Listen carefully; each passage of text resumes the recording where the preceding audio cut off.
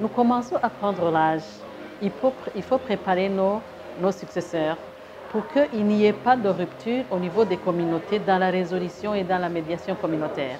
Vous avez constaté qu'au niveau des connaissances, elles incarnent beaucoup de connaissances. Au niveau technique, au niveau force, au niveau compréhension aussi. C'est très important alors d'essayer de renforcer ce réseau des filles médiatrices pour que les remontent afin aussi d'augmenter le nombre d'intervenants dans les communautés. Pour nous, c'est important parce que nous sommes en plein dans les 16 jours d'activisme contre les violences faites aux femmes et aux filles. Et c'est important surtout que ce sont des acteurs venus de plusieurs pays, de plusieurs régions africaines qui sont réunis ici. Des organisations de la société civile, des représentants de gouvernement, des institutions régionales, sous-régionales, des institutions internationales, donc onusiennes.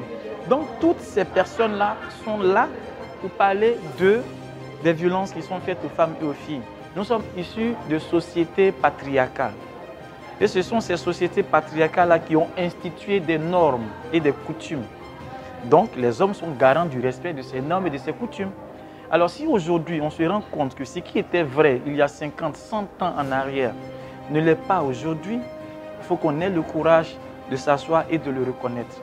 Mais pour qu'ils puissent le reconnaître, cela passe forcément par le fait que des hommes viennent, prennent le devant des choses. Non pas pour se substituer aux femmes et aux filles dans ce combat-là, mais non, juste pour dire que les hommes reconnaissent la part qu'ils ont dans les violences qui sont faites aux femmes et aux filles et aujourd'hui, ils décident de lutter contre. L'impunité doit prendre fin pour qu'on puisse arriver à un État, à une Afrique, à un continent, à un monde sans violence faite aux femmes et aux filles.